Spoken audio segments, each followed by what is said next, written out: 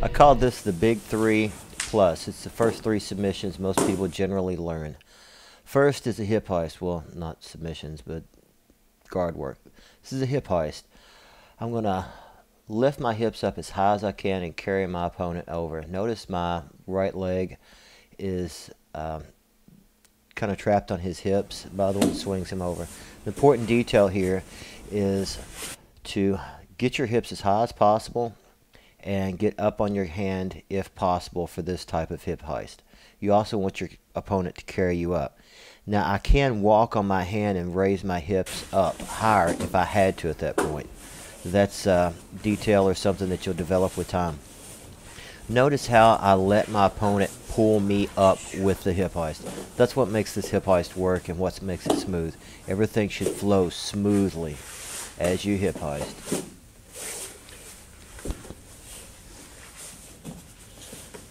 This angle. They move back that way? Yeah, that way a little bit. There you go. Hip heist into the guillotine. Yeah. The reason I call them the Big 3 is they flow together well. I go to hip heist, and I'm going to go to guillotine.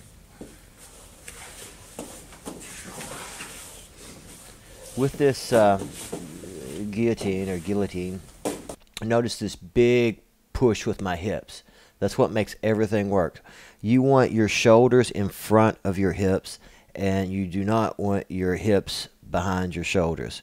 So in other words, your butt should be farther out than your shoulders are whenever you're attempting this guillotine. Or as my Kentucky accent would say, guillotine. It's a guillotine.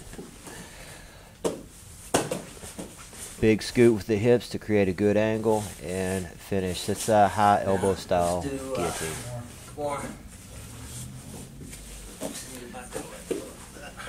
Alright, your Kimura, or Kimura.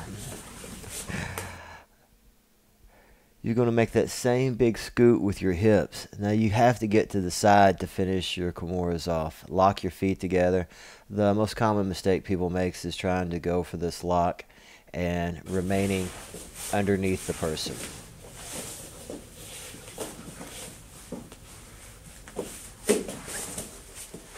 Scoot to the side. Finish on the side. Do not try to finish the thing while you're underneath the person. Watch the big hips. Now this is for most of your things. See where my hips are now. Big scoot. And bam. My hips come out to the side. With a big hip bump like that, you'll also decrease the chance that he gets to his shorts. Now let's do you hop in the leg and off the hip heist. And we'll go underneath the leg. This is something that I hit a lot of people with that they just, for some reason, don't see. What I'm going to do is I'm going to try to take my back off the hip heist, a very common thing upper level people do. And I'm going to dive under the leg and come out. You can, at times, go back and re-hip heist as they start to defend that.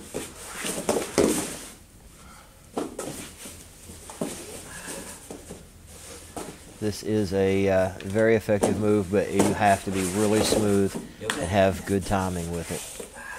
Let's do the cattle catcher. I call this a cattle catcher. I grew up on a farm, and I don't know if anybody knows what a cattle catcher is, but it's something that catches a cow's head. Cattle catcher. Let me go on the inside and go ahead and do the flip with it. Now, since I've got his arm trapped, that means my leg on that side is open. I don't have to worry about him passing it. So that means I can break my guard, use that butterfly on that side, and roll him over. Now you can finish a crucifix from here. A couple little things that you can go to.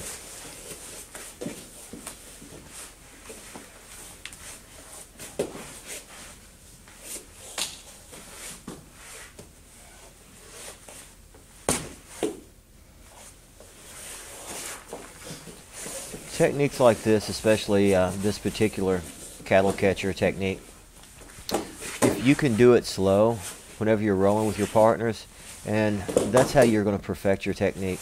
Let's do a little detail here.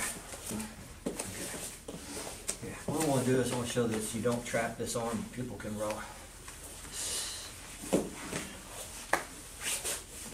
Now this is a problem a lot of people have. See how I'm laying on his arm? A lot of people, they don't do that, and they end up in a Doris choke. So what happens is his arm comes out, he'll grab the back of my head with his free hand, and he'll walk up into a nice tight Doris choke. Cool. Good deal. Let's do one other thing real quick. Just like sit back with guillotine.